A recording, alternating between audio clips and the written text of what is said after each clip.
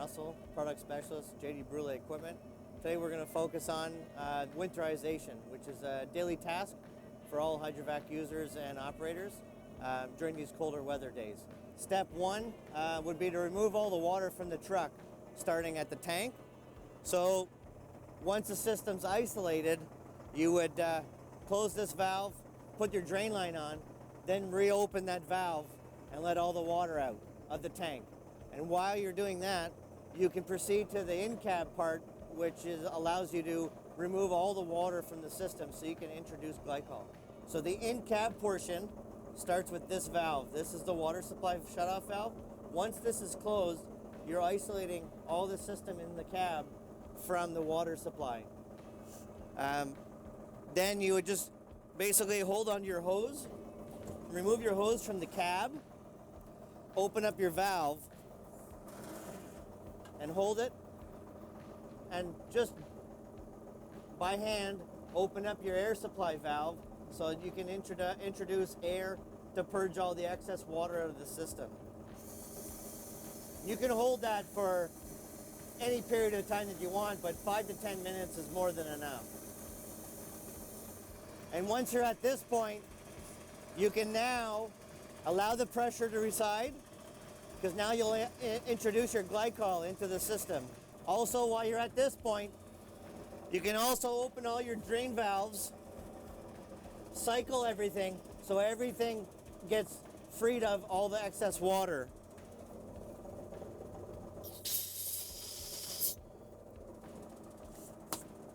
And once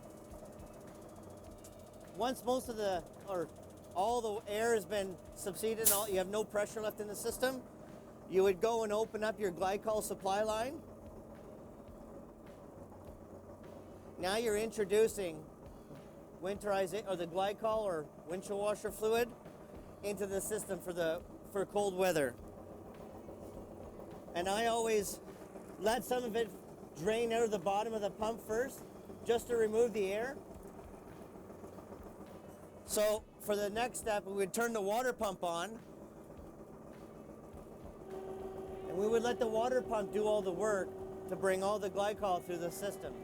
This way here, you're going to use up as much of the glycol as you possibly can, and you're filling the whole system up with glycol. This system is set up to run, to fill the whole system. So you have an 8 or a 9 gallon reservoir, and once that 8 or 9 gallons is fully receded through its little sight tube, that alone is enough glycol to fill the whole system. So there's no extra waste, no filling or emptying of the system first before you can use your glycol.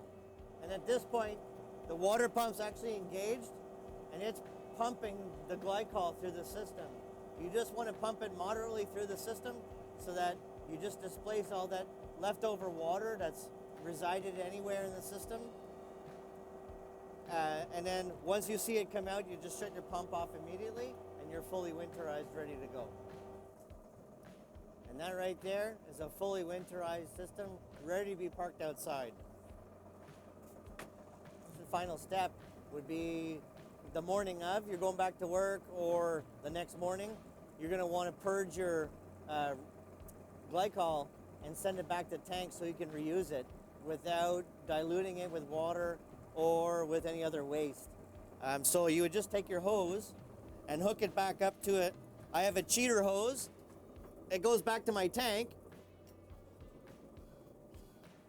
And then you would apply the air.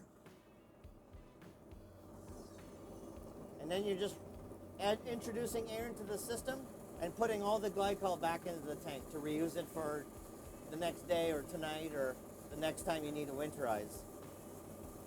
This step takes just as long as the previous step when you were purging all the water out of the system before you introduce glycol. And when this part of this stage is done, this can be done either when you're filling up with water in the morning, after the truck's been preheated, and you would just do this at the hydrant while the truck's filling. That way there you're saving a step, and you're checking the system all before you go to work. And by air purging your glycol back, you're reducing the amount of waste, so you won't have to add so much glycol every day because you're not diluting it and you're sending it back to the tank like it is.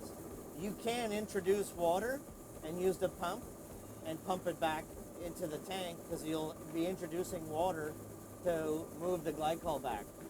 And then just keep an eye on your level, and when you know your tank is full, you know you're all out. Or in this case, when you start hearing the hose jump, you know most of the liquid's out, or the glycol's been removed, and you're just dealing with a little bit of residual left over. And if you hold it for a little bit longer, just let it go, the pressure will dissipate, then you would introduce water, and you go back to work.